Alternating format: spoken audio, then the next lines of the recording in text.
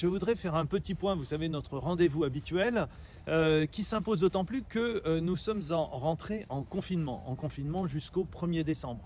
Et donc, ce point va porter sur les déplacements, les commerces, les services et puis bien sûr les écoles, une grosse thématique. Je vais commencer par les déplacements. Les déplacements, vous savez que maintenant, nous avons pour obligation d'avoir une attestation. Cette attestation obligatoire, eh bien, vous l'obtenez sur le site du ministère de l'Intérieur ou alors sur le site de la ville où vous pouvez le télécharger. Vous avez également, j'ai demandé à ce que ce soit sorti des imprimés vierges d'attestation pour ceux qui ont des problèmes d'imprimante au guichet de la ville, au guichet unique, bien sûr, au guichet mairie, au forum, et puis on disposera d'un certain nombre d'attestations vierges également au niveau de l'accueil sur le marché, l'accueil mairie sur le marché. Voilà. Concernant ces déplacements, eh bien, on aura besoin, dès qu'on sort de chez soi, de cette attestation. Pour aller au travail, bien sûr, utiliser les transports, pour aller chez le médecin à la mairie, pour aller à l'école ou pour se détendre, mais à une condition, donc c'est de rester dans un périmètre d'1 kilomètre et donc pour faire du sport, se promener son chien, etc. Voilà. Concernant les déplacements, vous savez que vous avez la possibilité de vous rendre sur un site de dépistage du Covid qui se trouve au niveau de la Grusie. Pour ce faire, vous y rendez, il y a 2 queues, une prioritaire qui concerne les personnes qui ont des ordonnances et l'autre sans ordonnance. Voilà. On est en train de mettre en place aussi au niveau de l'avenue du Général de Gaulle, la rue du Commerce, un autre site de dépistage de la Covid. Donc ça devrait se mettre en place autour du 3 novembre.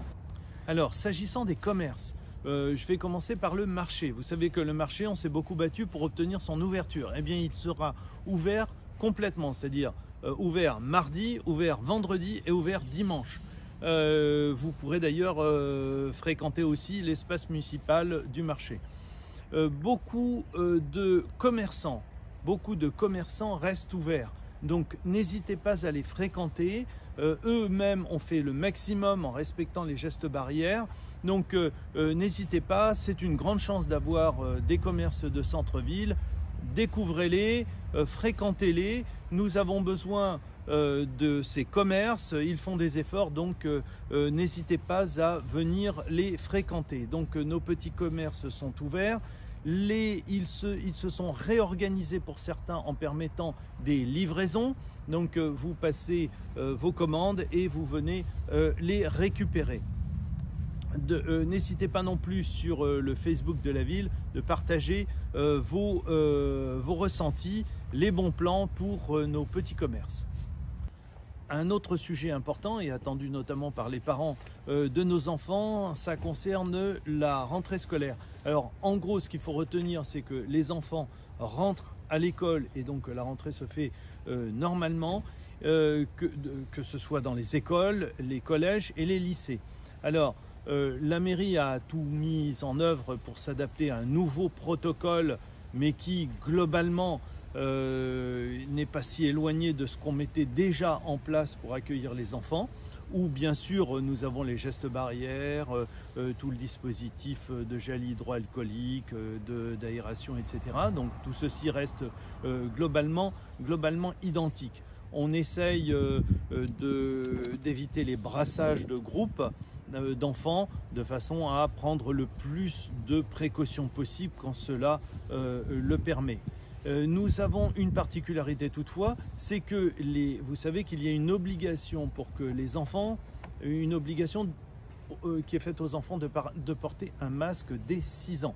Et donc la ville a décidé, en complément de ce qui peut être fait par ailleurs, la ville a décidé d'aider les familles en procurant 2 masques par enfant. Donc les commandes sont parties, on est en train de réaliser ces masques et donc nous serons prochainement à même de pouvoir distribuer aux enfants. Ce sont des masques particulièrement bien adaptés aux enfants, de par la taille et aussi quant à la quantité de lavage, puisqu'ils sont particulièrement performants. Ils permettront de supporter 120 lavages.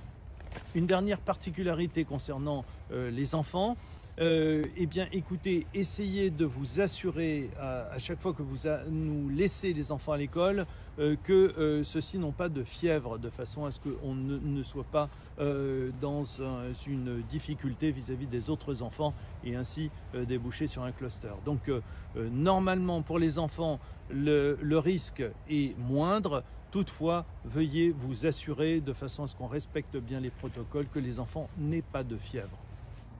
Enfin, un dernier point concernant les services municipaux.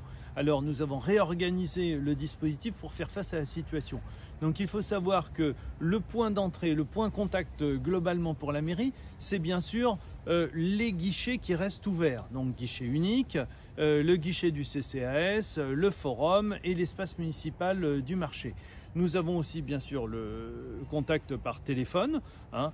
Nous avons aussi contact par Internet, donc n'hésitez pas à fréquenter le site de la ville ou communiquer sur l'espace contact citoyen.